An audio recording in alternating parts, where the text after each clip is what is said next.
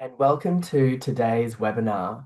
In order to begin, I'd like to acknowledge the traditional custodians of the lands and waterways throughout Australia and pay my respects to elders past, present and emerging. I'd also like to extend that to any Aboriginal and Torres Strait Islander guests joining us from around the country this morning. I'm coming to you from Meanjin or Brisbane on the lands of the Turrbal and Yagara peoples. I'd also like to acknowledge the ongoing impact of colonisation on our First Nations Australians, including the disproportionate impact of substance use on their health and well-being. My name's Ben, and I'm an educator here at Insight. I'm very happy to be introducing our guest presenters today, Dr. Jack Freestone and Bo Justin Xiao, and they'll be talking with us about peer-led chemsex interventions and talk therapies. A little bit of information about our presenters. Jack is a postdoctoral research fellow at the National Centre for Clinical Research on Emerging Drugs, or NCRED, and Bo Justin is the coordinator of the chemsex peer support program at ACON. If you have any questions for Jack or Bo Justin while they're talking today, please just leave those in the chat, and I'll ask the ones that we have time for at the end of the presentation during the question time. Just so you know, you won't be able to see other people's comments in the chat, but please do rest assured that they do all come through to the hosts. Thank you, and over to you. Thank you so much, Ben, and thanks to Insight for having us along today. As Ben mentioned, my name's Jack Freestone, and me and Bo Justin are both joining you from Gadigal land today, and also want to pay our respects to elders past, present, and emerging. So I currently work at NCRED, but for a long time I worked at ACON, which is a community organisation specialising in the health and wellbeing of LGBTQ populations in New South Wales. And for a few years, I was the manager of ACON's AOD harm reduction programs and later their HIV and sexual health program. But while I was working at ACON, I completed my PhD with the Kirby Institute, and really my PhD research focused on harm reduction, peer programs and service needs of people who are using crystal methamphetamine and GHB in combination with sex, a practice which is widely known as chemsex. So in terms of what I want to cover with you today, I want to do a little bit of a background in terms of what look at sexualized use of GHB and crystal methamphetamine. I'm going to share with you some of our learnings from delivering a peer-led chemsex intervention at ACON. I'm going to talk to you about some experiences of gay and bisexual men in services, and then I'm going to leave you with some take-home messages and key resources. By way of background, a lot of this work that we're talking to today started in the 2010s. And it's important to mention, I think a lot of people on this call will know that in the 2010s in Australia, there was a great deal of alarm and community concern around crystal methamphetamine. As we can see here in the Ice Destroys Lives campaign, crystal methamphetamine and the people who used it were the subject of quite stigmatizing campaigns and discourses nationally. And I think a little bit closer to home for me, both personally and professionally, was this growing media coverage and community concern and policy focus and research focus on the sexualized use of crystal methamphetamine and GHB among gay and bisexual men specifically. So in 2019, ACON made a submission to the New South Wales Special Commission of Inquiry into the drug ice. And in that submission, we advocated for the expanded delivery of peer and community-led programs addressing sexualized use of crystal methamphetamine. We advocated for these services, I guess, in response to data that we were seeing, but also in response to community concern, and with the idea that we could leverage our long-standing expertise in delivering peer and community-led programs across both drug and alcohol, but sexual health too. And the program of work that we're going to talk to you actually was initially funded through research funding through the NHMRC. So first, I want to talk to you about terminology. And in Australia, we use a range of terms when we're talking about sexualized use of crystal methamphetamine and GHB. And those might be terms like chemsex or party and play. We use these terms when we're talking to community about these things at ACON, but sometimes we might say things like P&P, or sometimes sexualized drug use, or even just partying. The term chemsex and associated research, policy, and programs often centers the experiences of gay and bisexual men who have sex with men, or GBMSM. And that's really the focus of a lot of the work that we're going to be speaking to in today's presentation. But I just want to acknowledge that we know that people of all sexualities and genders use drugs when having sex, and that sexualized drug use across a broad swathe of populations is worthy of attention in policy, in research, and service delivery too. However, in ACON's context, we know that most of our clients who are coming through our substance support program have historically been and continue to be GBMSM, wishing to discuss their sexualized use of crystal methamphetamine specifically. And then if we look at local evidence in New South Wales, we see that about 11% of GBMSM report using GHB within the previous 6 months, and about 8% report using methamphetamine within the previous 6 months. And then further, when we see a national study, the Flux study, there in that study among gay and bisexual men, 85% of participants who said they were using either crystal methamphetamine or GHB said they were doing so for the express purpose of enhancing sex. So I guess, what is this experience of chemsex? Now, much of the research on sexualized use of crystal methamphetamine and GHB characterizes the practice as one which entails sex with multiple partners over a long duration, where participants engage in practices which are often framed as adventurous or inherently risky. However, these ideas of chemsex, I don't think, represent the whole picture. And prior to me starting my PhD, the Centre for Social Research and Health conducted some really great qualitative research among Australian GBMSM using crystal methamphetamine. And the research pointed out really that our popular conception of chemsex, which prioritizes these notions of adventure and risk, can often be misleading and don't capture the diverse contexts and relational dynamics in which chemsex play out, nor do they often reflect the array of harm reduction practices that people might use to keep themselves safe when they're engaging in chemsex. So therefore, when we kind of lean too heavily on these ideas of chemsex, which exclusively promote the practice in terms of adventure and risk, we ultimately risk disenfranchising the people that we really want to engage with our services. And we know that people who practice chemsex practice a range of careful harm reduction strategies to extend their experience of benefits and pleasures and to mitigate those experiences of risks.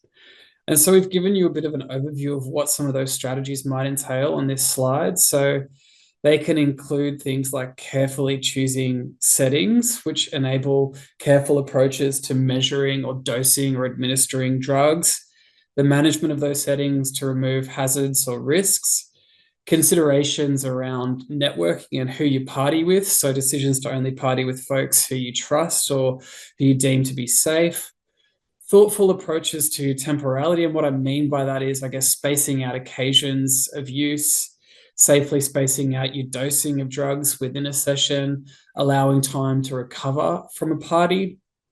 There's been a lot of focus in the chemsex literature around chemsex and HIV transmission. However, we know in Australian context that uptake of pre-exposure prophylaxis has significantly mediated HIV risk among a population of people who are engaging in chemsex.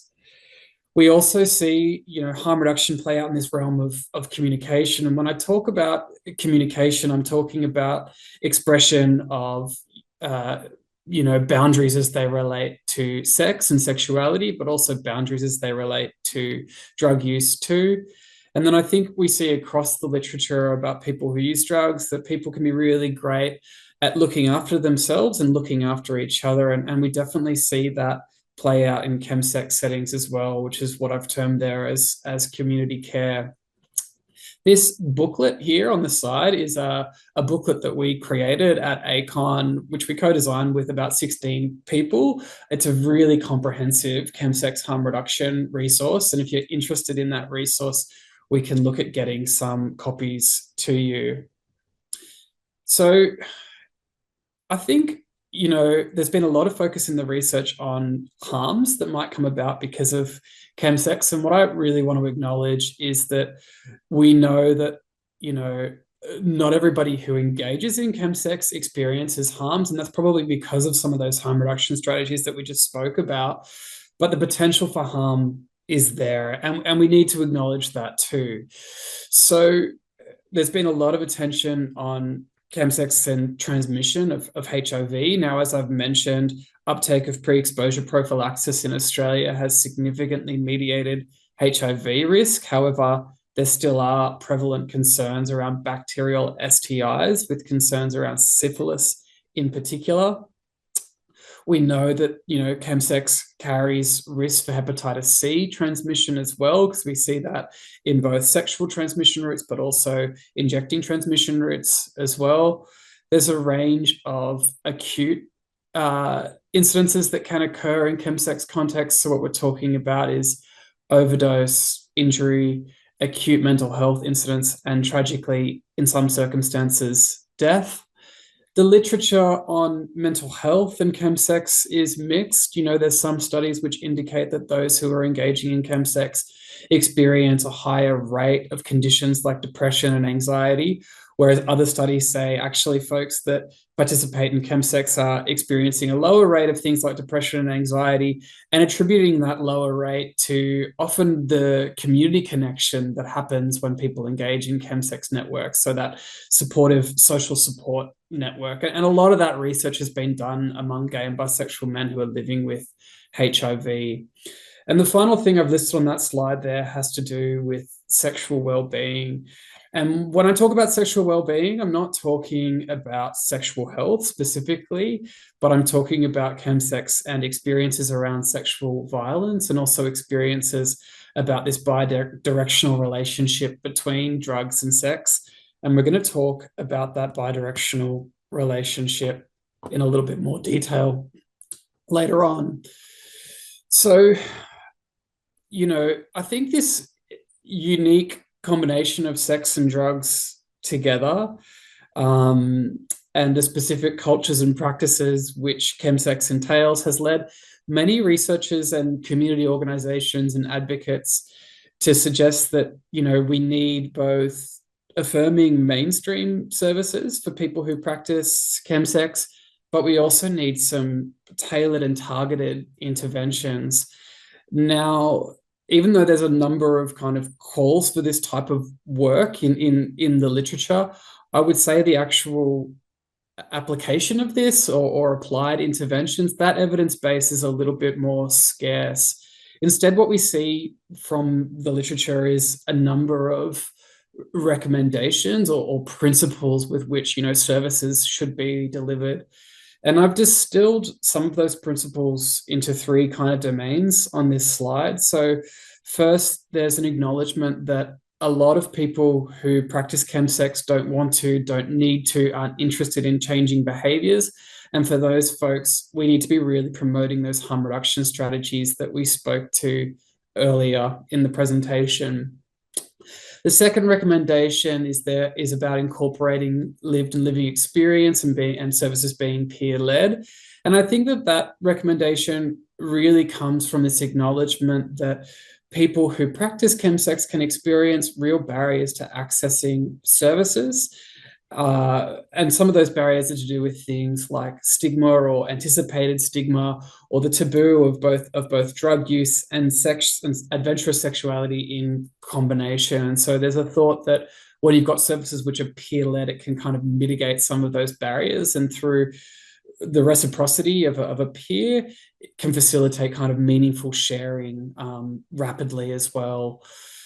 And then the final recommendation there has to do with providing interdisciplinary and interinstitutional support. And really that recommendation comes from the recognition that when we're talking about chemsex, we're talking about a phenomenon which exists at this intersection of sexual health, sexual well-being, drug and alcohol, and mental health too. And so services really need to be, ready to address those spate of concerns or issues. And that's what we mean there by that third recommendation. So that was the little bit of background that we wanted to cover, just to set the scene for you. I'm going to hand over now to my colleague and friend Bo Justin to talk to you about this method service. Thanks, Jack. And good morning, everyone. I'm Bo Justin. I'm the coordinator of ACON's chemsex peer support program method. ACON is an organization that started 40 years ago in response of the HIV and AIDS epidemic in New South Wales. And as an organization, we really know the power of peer work. But when it transitions from HIV to chemsex, at the initial stage of this program, we decided to do some focus group and really hear from community in terms of understanding their needs.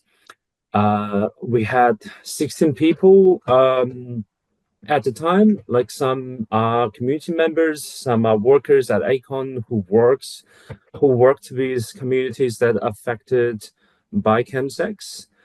And I think a few things came out of those focus group meetings. The first one being the notion of peer in this space. It needs to be someone who is a gay and bisexual man who also has personal experience of chemsex themselves. And this is interesting to us at the time because we sometimes think being a gay man is how we define ourselves as peers. But I think due to the stigma of drug use and particular kinds of sexual practices, community really expressed the feeling that they need someone who's also done it themselves in order to feel not judged. Um, and the other thing came out of those focus groups was, I guess, like Jack said earlier, not everyone's experience of chemsex is at the same stage. So how do we design a service that will cater for everyone and their diverse needs? That was the key because you got people who don't need harm reduction because they are the expert in drug use. You also get people who really want to make changes and have been through so many different services but unable to make any substantial change. So we followed the stages of change model, really tried to meet people in different stages of their journey. And the core components of our service delivery include harm reduction, motivational interviewing, and service navigation.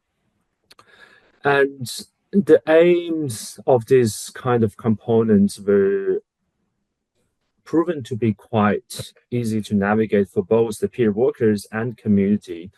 Uh, we we sort of set up one-on-one chat or counseling type of sessions in a space where we just allow clients to drive the conversation, and peer workers have been able to kind of provide that kind of quite targeted harm reduction infos to people if we hear people are practicing in a dangerous or risky way. Um, we also allow this space for community to reflect on their drug use experience in terms of if their drug use is meeting the needs of their emotional well-being, sexual well-being, and just overall um, life needs. And for those who are ready and who are ready to make changes, we set up goals, we find out trigger management strategies that's suitable for that person. And at the beginning, these were offered as a brief intervention. Maybe we can go to the next slide. Thanks, Jack. Um, yeah, so initially we reached out to 5016 Street in London UK, who was one of the pioneers globally to start to respond to chemsex in the 2010s. And we very much followed their model. We adapted their self-reflection and self-screening tools, and made a version that's more suitable to us, or maybe a more Australian context. I think the QR code is going to take you to that particular tool if you are interested. But we really kind of took that initial interactive digital tool as a starting point to allow us to implement a service at one of our testing sites, A Test, which is a testing service for HIV and STI testing. The reason behind that is, I guess it takes a lot for community to come upfront about their drug use, but regardless, how ready they are to talk about their drug use, gay and bisexual men do attend sexual health services to get checkups. So in that process, if they answer yes to one of the questions, which is around sexual drug use, one of the peers will offer this chat on the point.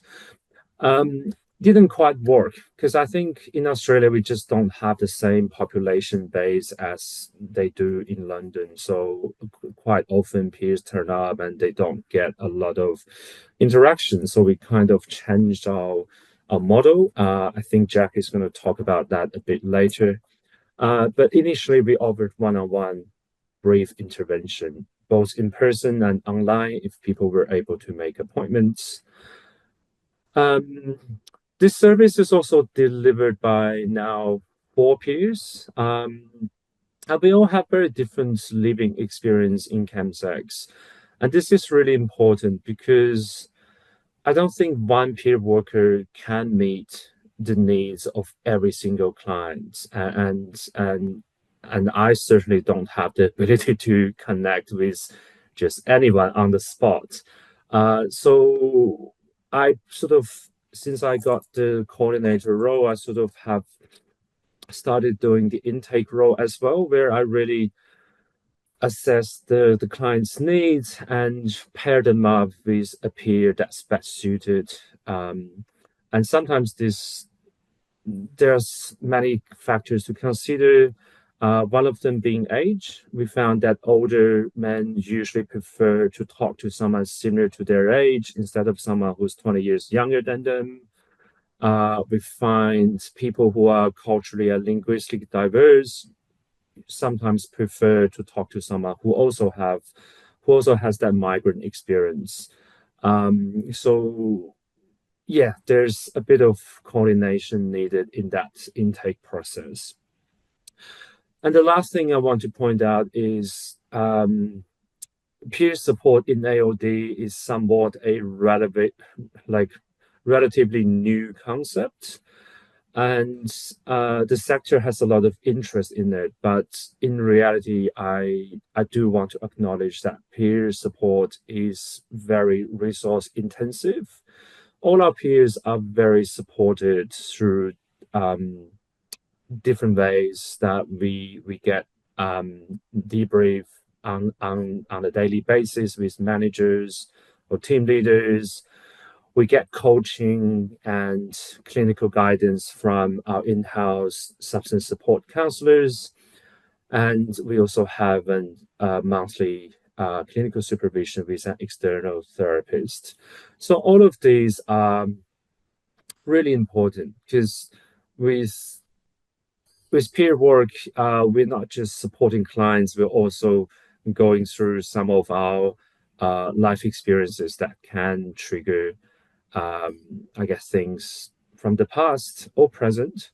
And yeah, and this idea that, an organization can just hire one person and expect them to do the job doesn't always work out. And to have a sustainable peer workforce requires a lot of financial and emotional resource. The next slide.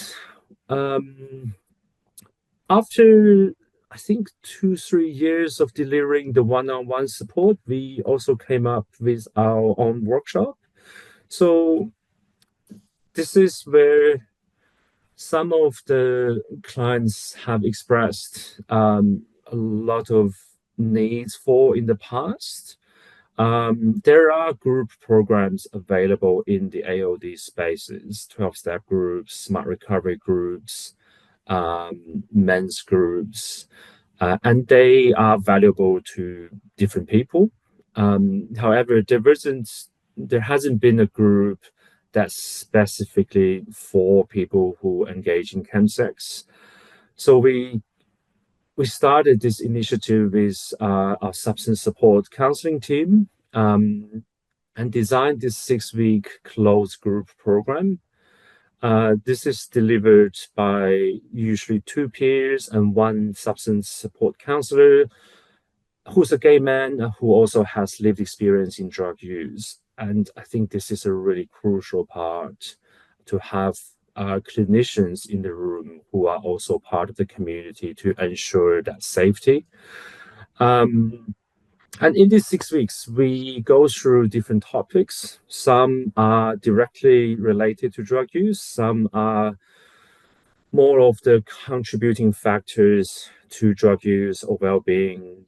So we go through trigger management to a sense of shame and identity. We talk about connection and intimacy, boundaries and values, and we also talk about, I guess, sober sex or sex without drugs. And this way is like the program is really targeted and structured, and it kind of allows the space to be safe instead of just allowing people to trauma dump or to get off the topics every now and then. I think communities really find this program useful because it doesn't matter how much therapeutic work or peer support they get. At the end of the day, they all need to go back to community and learn from each other and reconnect with community in a safe way. And that is one of the sentiments that we've heard from our past participants. So we run this around 2 to 3 times a year, and it's ongoing. I'm going to stop here and hand back to Jack. Maybe I'll join the Q&A a bit later. Thanks so much, Bo Justin. So I'm going to talk through a little bit of the research work that we've done around this program.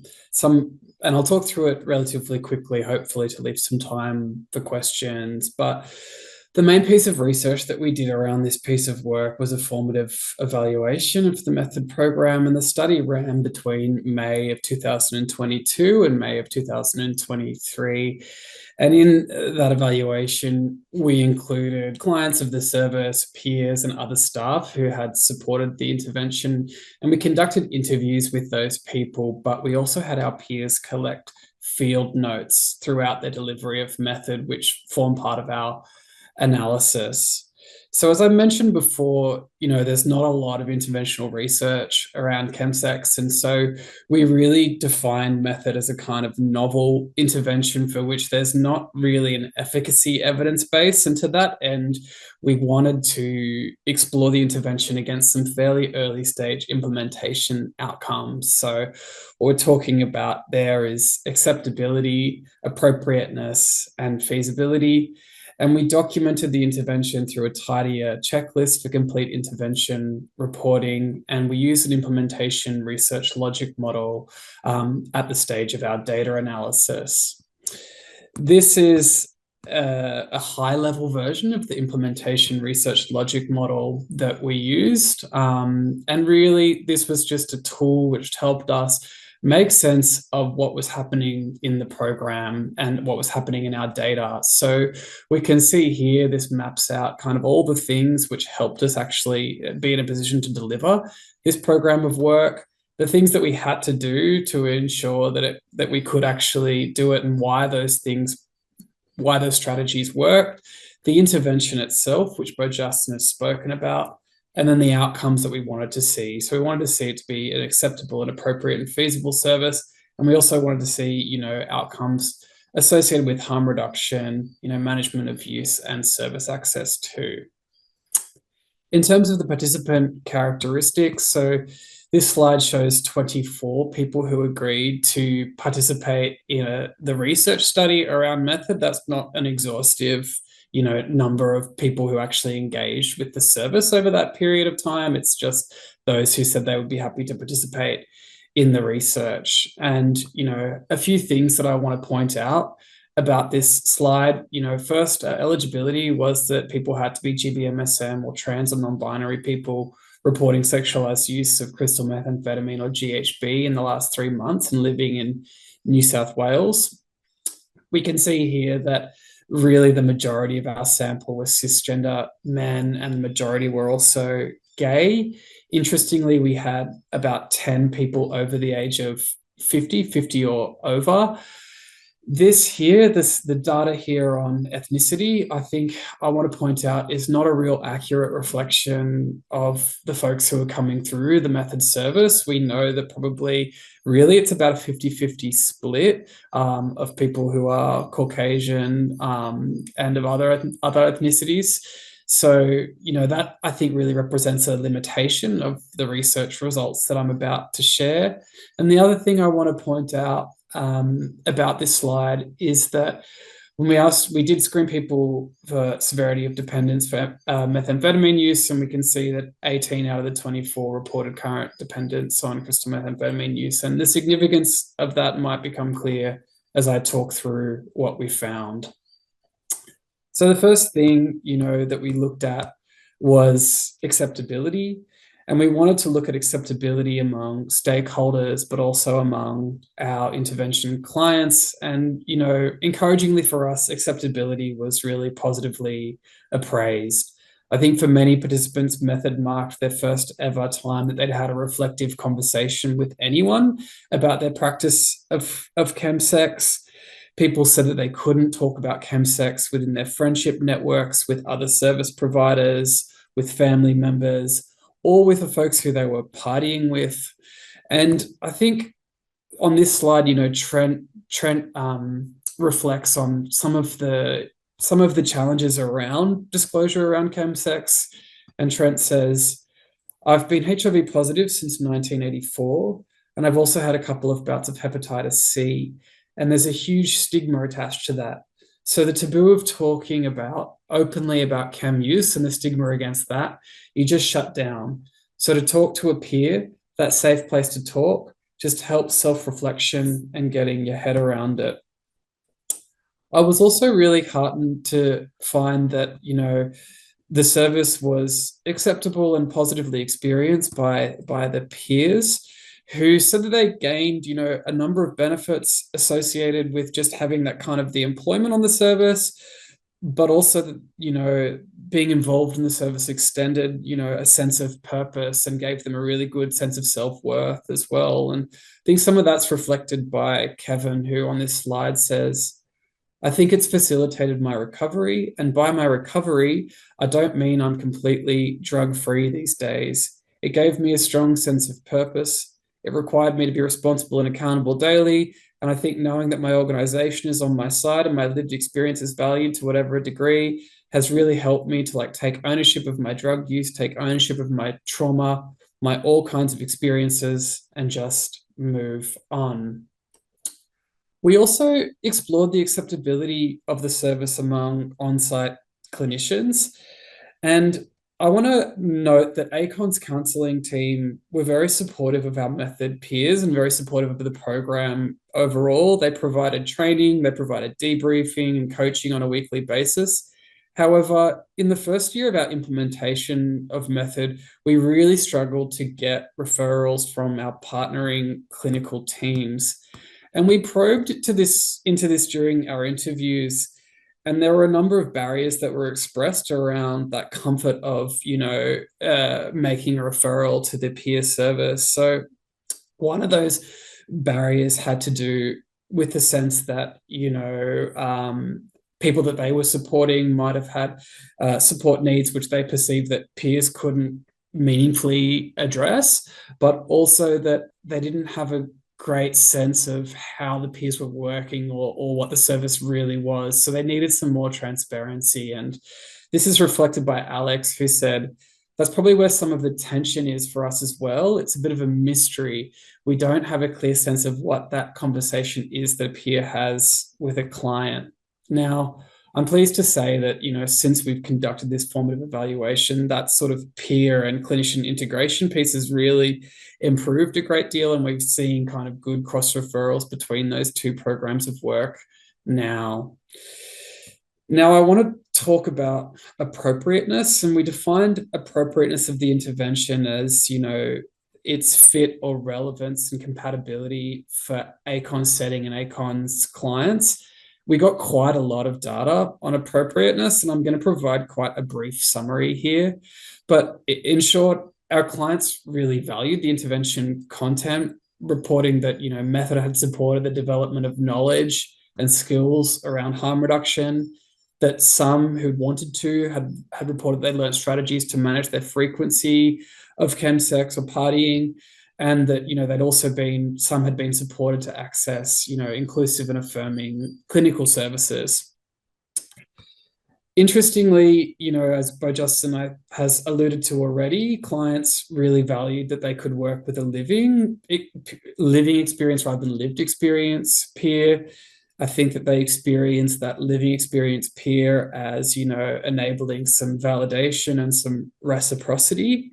And I think on that point, it's really important to emphasize that this was not an intervention which was designed to be abstinence-oriented.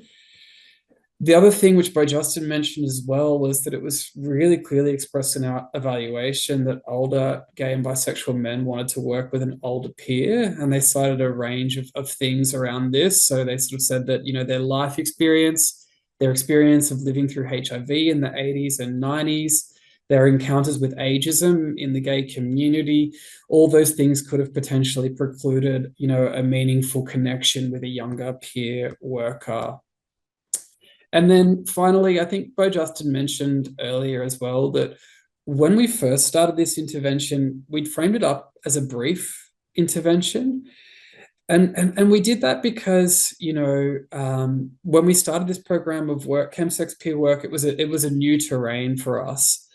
And so we were cautious about any risks that might be involved in that. And we tried to mitigate risks of stepping into this peer work space by providing peers with extensive training and ongoing support. But one thing which we did, which I don't think was wise, was that we also tried to mitigate, reduce the scope or curtail the scope of the intervention and put parameters around it and put protocols around it. And it just didn't work. We sort of said to clients, they could see a peer worker, but really it wasn't sort of set up for ongoing support.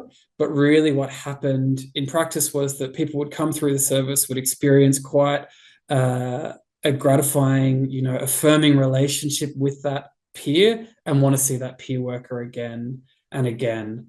And, the impact of this brief intervention protocol became really clear when we started interviewing people about their experience of the service. And I'm going to read you this quote from Thomas, who said, "I was a little bit disappointed that we didn't have a follow-up meeting. I thought, wow, he's just done. He's just ticked the box and I'm out. It's like I was auditioning for his attention." And then I said, "So it would have been good to you if it had been said, do you want to come back and see me in a couple of weeks?" And then Thomas said, no, not do you want to, but I'd like to see you. I think it might make a difference.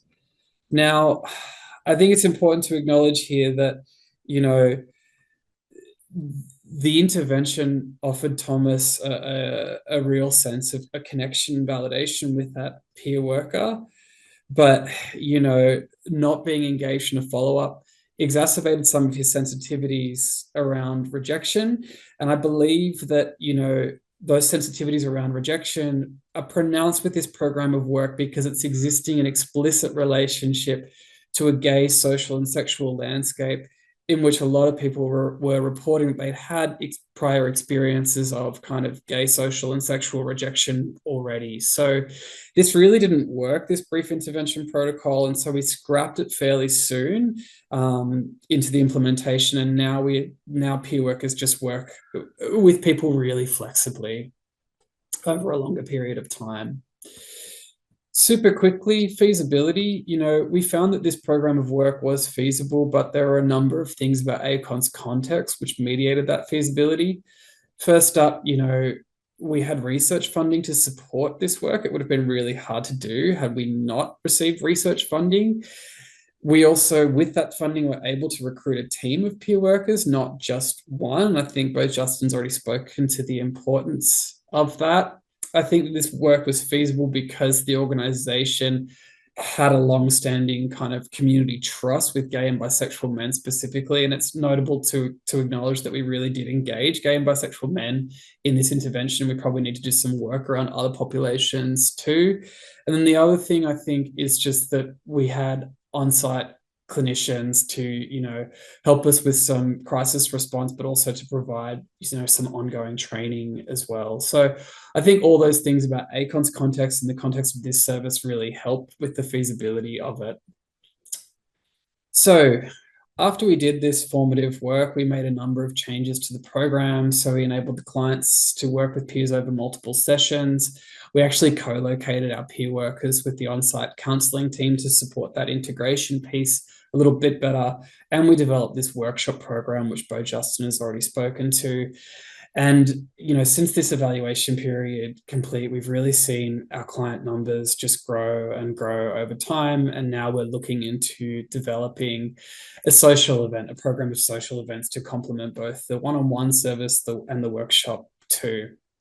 So the final thing I wanted to talk to you about today was just some stuff on service experiences. Now, if you're interested in this work, there's a paper which is published in Drug and Alcohol Review, which I've linked to there. But we really wanted to, in this program of research, do some exploration around the service experiences of people who are engaged in chemsex. And, a lot of the research in this space, as I already spoke to, documents barriers associated with going to services. So those barriers can be things like, perception that services might lack expertise, that services might stigmatize certain sexual practices in the context of drug use.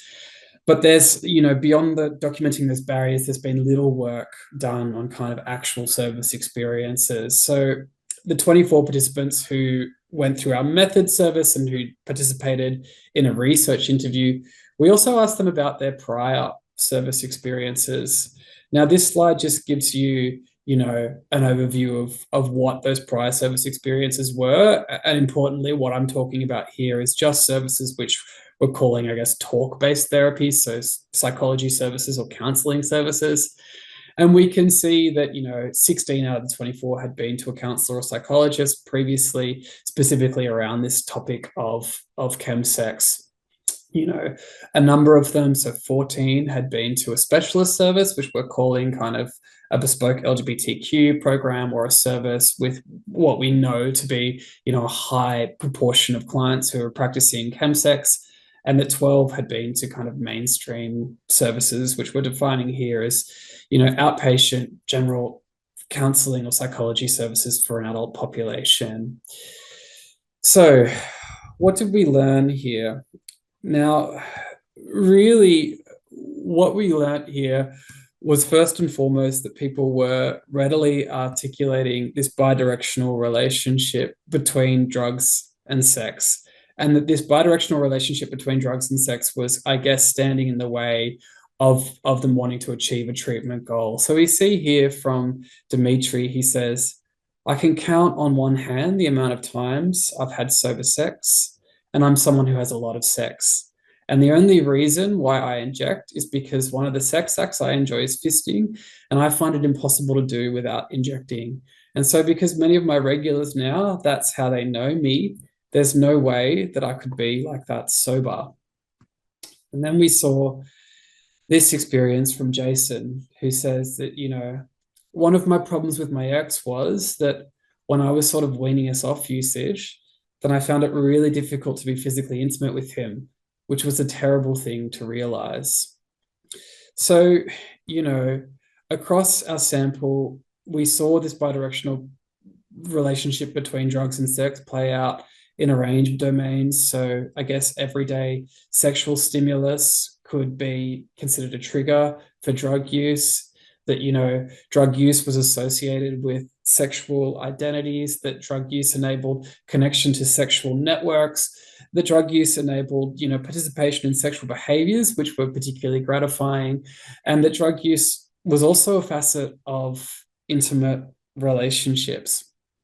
So it was this kind of bidirectional relationship, like people were saying they wanted to stop or reduce using crystal methamphetamine, but this bidirectional relationship with sex was really standing in the way. And I think this sentiment's nicely captured by Sebastian, who said, I always used to say, if I can learn to have sex sober, my battle has been won, because then I don't need the drugs, because I'm using the drugs to have sex. And sex is a human need. To want to have sex is a human need. Of course, you know, we then asked people, well, when you went to a service, did you bring this up with the service provider? Was this something that you talked about, this relationship between drugs and sex? And invariably, the answer that we got was no, that this hadn't been discussed. And we asked people why that was the case. And, you know, the things that we heard back from people were like, oh, I wouldn't bring up sex in this context because the counselor or psychologist was a straight person. They just wouldn't understand this at all. Or they might have been a gay person, but they're definitely not the type of gay person that parties or uses drugs, and they can be super judgmental. Or this was a drug and alcohol service and it just really didn't feel appropriate to talk about sex. Or maybe, you know, I kind of mentioned that sex happened incidentally when I was using drugs, but I didn't really explain the extent of it, or the fact that, you know, sex was a major driver of drug use for me. And, you know, I think this range of sentiments is reflected by Robbie, who says, it's so focused on drug use and not the sex side of it, which, like, for me, when I think of one of the biggest reasons why I find it hard to give up is not because I want to have drugs every weekend. It's like, oh, but if I'm not having drugs, I won't have sex. So there's no conversation about the sex as a trigger in itself. And I mean, yes, drugs are the health issue, not sex. But what I need help with is talking to someone about how I get confidence to have sex when not on drugs. I find that whenever you ask for help, it's solely about reducing drug use, but they go hand in hand. So I guess, what do you do with this? And we asked our ACON counselors, you know, who see this kind of presentation quite a lot, what they do with this. And they suggested a number of things. First, they stressed, you know, that providers really need to be asking about sex in the first instance, noting that, you know, people aren't going to bring sex into the conversation unless providers indicate that it's actually a safe thing to do. So asking questions like, you know, do you have sex without using drugs? Can you tell me more about that? Can be a good way of starting that conversation. The next thing that they said was that, you know, you really need to kind of empathize with ambivalence around this. So, and acknowledge that a step away from the use of drugs in sexual context can be a step away from an identity, from a community, and there can be grief associated with that. I think that's a really common experience for anyone who's trying to, you know, change patterns of drug use or move away from drug use. But I think, you know, that experience here is just one which is quite tied to sex. The next thing they said they do was work with people to develop their own sexual identity and sexual confidence. And with that, acknowledging that a lot of people are using drugs to have sex, which is extremely pleasurable and gratifying, the type of sex they've always wanted to have, but they've not been able to access or ask for. So doing work with people around, you know, articulating sexual wants and needs, affirming sex positivity, diversity of sexualities as well, and also just addressing any kind of internalized sexual shame. And the last thing we heard from them was about reframing expectations. So I guess gently challenging, people who might have this expectation of immediate adventure with new sexual partners, providing some education about some of the physical limitations of sex without drugs. You can't go for as long or do as much.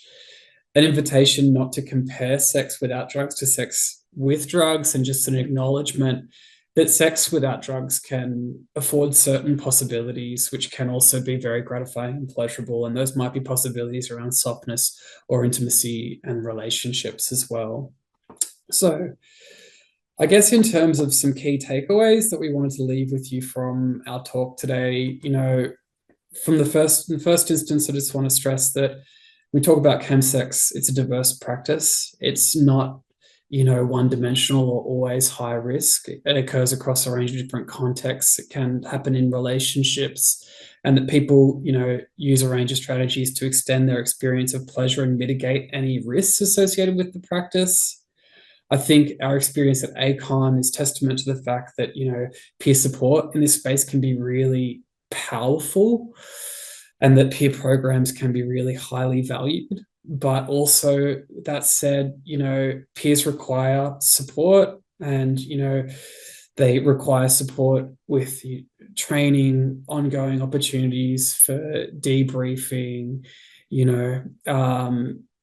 really need to invest in the health and well-being of peer workers, definitely.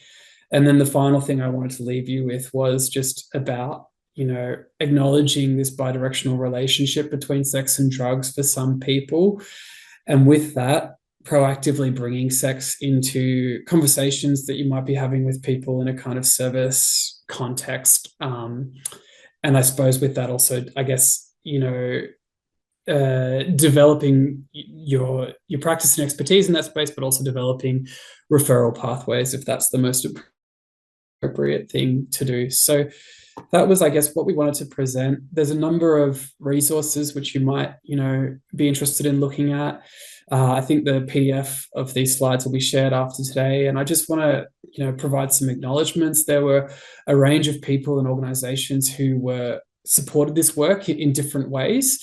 And those people and organizations are listed on this slide. But in particular, I want to thank the 24 people who participated in the method study interviews that we spoke about today. And they were just super generous with their insights and expertise. And we're very grateful. So thank you so much. I'm going to stop sharing, and hopefully we've still got some time for questions. We do indeed. And we also have questions, which is good. We may not have time for all the questions, but Jack and Bo Justin have put their email addresses at the beginning of the slides, which you can download. There's a link in the chat. Also, if you visit the page on Insight that contains this webinar, it will in the next few days contain both the slides and the recording, so everyone can access those. Probably the first question we had was around resources, which you just showed us on that slide.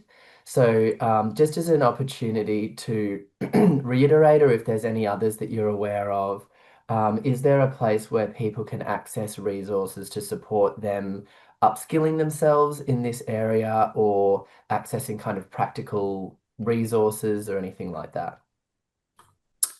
Yeah, and I also just see in the chat there that there's a question about whether or not, people can access support online, and they definitely can access support online through the method program. However, ACON is a New South Wales-based organisation, so I'll just sort of put that caveat there as well. A number of the resources that we shared, there's some interactive self-reflection kind of resources that were linked in a QR code in the presentation, which can be helpful for people to, take themselves through to do some self-reflection work. But there's also kind of guided motivational interviews there as well. But also, if you're someone who's working with people around chemsex, then if you want to look at those resources, they can help, I guess, scaffold or structure some conversations that you might be having with people too. So definitely take a look at that I don't know if you had anything to add there, Bo Justin. Excellent. Thank you both for that. Looking at the time, I reckon we can probably get two questions in. So, one of the ones that was coming up was you, especially at the end, you were talking about the importance of having these conversations, and in sexual health, not make like also bringing in the idea of AOD, also in AOD services, having that conversation around sex. Mm. Um, and there's also maybe room for acknowledgement that there's some workers who, because of their own feelings, might feel awkward about asking that, or they worry that they're being intrusive or inappropriate, or maybe they kind of just feel out of depth because they've maybe never thought about combining sex and AOD stuff in their own life. I was wondering if you had any tips for people listening who might feel that way that could potentially make it easier for them to have those conversations. Yeah. I'm happy to take this one, Bo Justin, but I'd also, is that okay? Yeah.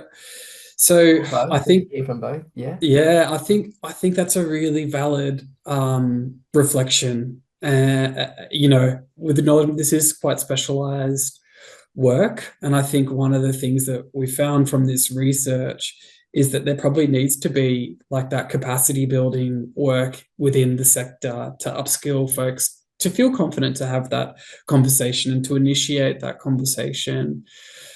I think on the point of intrusive, we've heard that a lot over the years at ACOM when we've been advocating for people to ask questions about sexuality and gender. And really, what we hear back from community is that when you're actually asking questions about sexuality and gender, it's not experienced as intrusive, it's experienced as kind of visibility and safety. And that, actually there's components of sexuality and gender which might be really relevant to experiences around drug and alcohol. And so you're opening a door to be able to have those meaningful conversations. And then the third thing I'll say is just an acknowledgement of the fact that, yeah, this is, a specific type of work that we're always advocating for services to be proactive in developing kind of those referral pathways. So whether it might be to sex therapists, whether it might be to services who have expertise in LGBTQ plus communities specifically, that's another thing which we would recommend. Yeah. I Amazing. think if I can add on something is chemsex is really a bit of a niche topic in the sector, and so often, and rightly so, like clinicians and service providers don't really know what is the answer. But in reality, sometimes people are not looking for answers. They're just looking to share the experience. They're not expecting one person to solve their entire world. And I think asking about sex and sexual experiences and identity opens the door for conversation to happen. And this is very often what our method peers have been doing. It's just to provide that space so people can let go the burden on their shoulder and yeah, and sometimes that's all people need. You don't need to solve their problem, you just need to listen.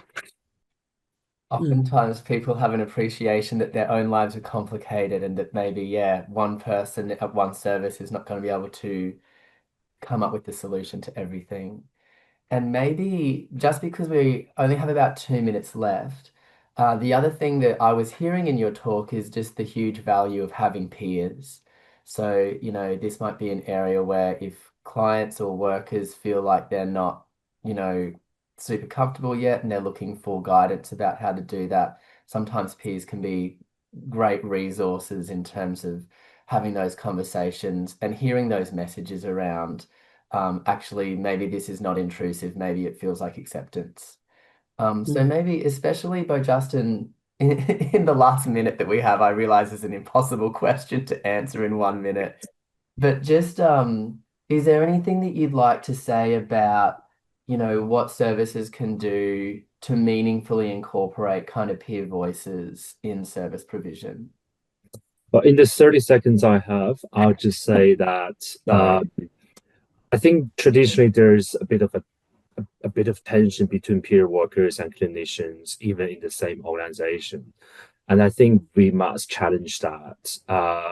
No one formal practice or profession can solve such a diverse and complex issues. So people need to start working together and get to know your colleagues because the moment my team and the counseling team started to working together and work on the same clients and sharing informations and case conferencing, like that's when things really started to change. And they should complement each other and give each other credibility instead of creating this tension. Yeah, I'll leave it there.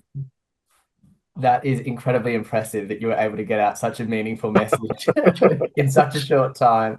We're getting some really beautiful messages in through the chat, just a lot of gratitude, a lot of appreciation for the content that both of you have presented today. So on behalf of Insight and all the listeners, thank you very much for coming to present and sharing your wisdom with us. It's very, very useful.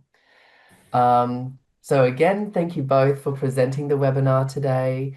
To everyone watching, we really hope that we get to have your company again next Wednesday for our next webinar. That one's going to be presented by James Hoey, who works with us here at Insight. And it's called The Great Companion, Bringing Motivational Interviewing into Initial AOD Assessment.